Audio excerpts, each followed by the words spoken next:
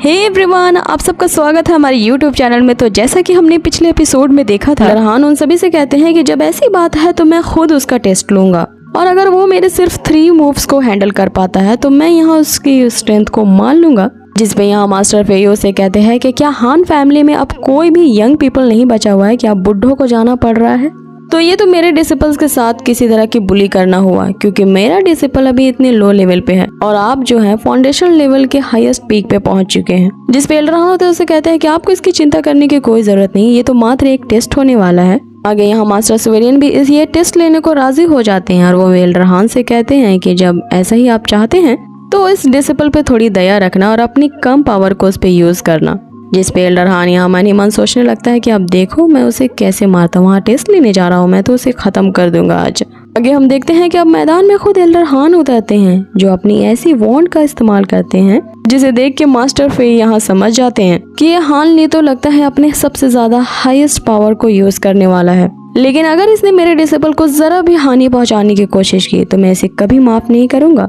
आगे हम देखते हैं कि एल्डरहान वहाँ फाइट शुरू करते हैं ये कहते हुए कि तुम अपनी इस इनिशियल लेवल की पावर के साथ उस एंशिएंट बैटलफील्ड में जाना चाहते हो, लेकिन उससे पहले तुम्हें मेरी इस मैजिकल वॉन्ड का सामना करना होगा। एल्डरहान तो यहाँ सबको यही बताते हैं कि वो अपने काफी कम पावर का यूज कर रहे हैं फेंगमी की एबिलिटी को चेक करने के लिए, लेकिन यहाँ सिर्फ मास्टर फेयू को ही पता था कि वो क्या करने वाले हैं। हम देखते हैं कि जैसे वो अपनी मैजिकल वॉन्ड का उपयोग करते हैं उनमें से काफी सारी तेज धाराओं की स्प्लैशेस निकलने लगती हैं जो फेंगमी पर लगातार अटैक्स करती है, लेकिन यहाँ फेंगमी अपने एस्केप तलिस्मान से उससे बच जाता है। आगे हम देखते हैं कि एल्डरहान अपना सेकंड मूव इस्तेमाल करता है जो कि एक बहुत बड़ा फॉर्मेशन होता है और उस फॉर्मेशन से लगातार इन्फिनिटी शॉट निकलते हैं जो फेंगमी पे अटैक करते हैं, लेकिन फेंगमी भी उससे आसानी से बच जाता है। लेकिन यहाँ एल्डरहान का जो तीसरा मूव होता है वो उनकी हान फैमिली का एक खास किस्म का शॉट होता है जो सीधा फेंगमी के उस शील्ड को पार करता हुआ फेंगमी को जागे लगता है। अब ये देखते ही जो फेंगमी के सपोर्टर होते हैं वहाँ चौंक जाते हैं। आगे फेंगमी वहाँ राख बन के डिस्ट्रॉय हो जाता है और ये देख के एल्डरहान को जैसे चैन और सुकून मिल गया था। लेकिन हम फिर देखते हैं आसमान की ओर। एल्डरहान से कह रहा होता है कि इस तलिस्मानिक पेपेट को बनाना इतना आसान नहीं था और आपने तो इसे आसानी से डिस्ट्रॉय कर दिया और मेरे पास ऐसे 3 पपेट्स और हैं, तो क्या अब भी आप अपनी पावर्स उनमें आजमाना चाहेंगे? इस पर एल्डरहान हाँ में जवाब देते हैं, अपने अटैक करने को तैयारी होते हैं कि जो मास्टर सुवेरियन होते हैं वो कहते हैं कि अब बस करो। फेंगमी के स्ट्रेंथ को देखते हुए ये तय हुआ कि वो ही उस एंशिएंट बैटलफील्ड में जाएगा क्योंकि सिर्फ वही है जो इस स्पॉट को डिजर्व करता है, तो आगे कंटिन्यू करने की कोई जरूरत नहीं। यहाँ एल्डरहान तो उनकी बात मान लेते हैं लेकिन पीछे से फेंगमी पे अटैक करते हैं जिस पे फेंगमी हर्ट हो जाता है। और अचानक से उसके इस मूव को देखते हुए जो मास्टर यूफे होता है वो उस एल्डरहान पे अटैक करता है कि आखिर तुम्हारी हिम्मत कैसे हुई मेरे डिसेबल को पीछे से अटैक करने की। लेकिन यहाँ फिर भी एल्डरहान अपनी स्पिरिचुअल बीस्ट जो कि काफी ज्यादा पावरफुल होती है उससे फेंगमी पे अटैक करता है। फेंगमी उस पे अटैक का जवाब दे पाता है कि फेंगमी यहाँ पीछे गिर जाता है और इस बार यहाँ कभी ना हारने वाला फेंगमी भी हर्ट हो जाता है।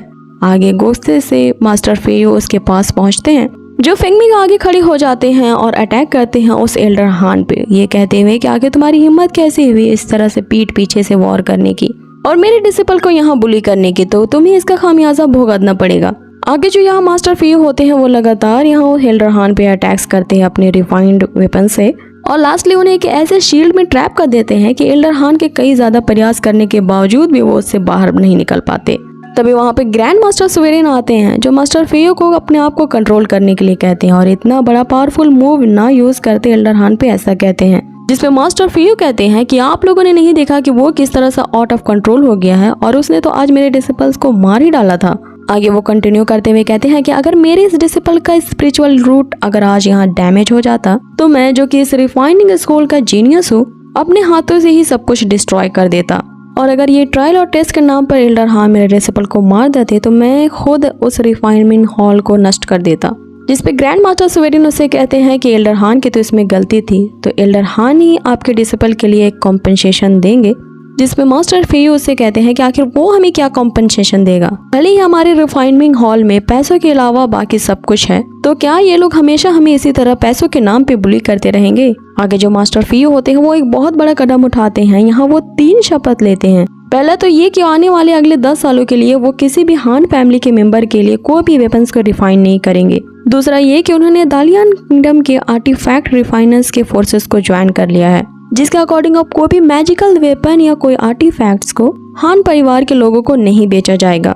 तीसरा तो सबसे खतरनाक होता है कि अगर इन दोनों में से कोई नियम को कोई वॉयलेट करेगा तो यहाँ पर मास्टर फेयो हेवन और अर्थ को डिस्ट्रॉय कर देंगे। ये सुन के जो बाकी के एल्डर्स होते हैं वो आपस में कहने लगते हैं कि ये तो हान परिवार के लिए एक बहुत बड़ा झटका है। अब 10 साल तक ना ही उन्हें कोई मैजिकल वेपन या ट्रेजर सेल करेगा तो हान फैमिली के यंग टैलेंट्स के लिए कल्टीवेट करना काफी मुश्किल होगा।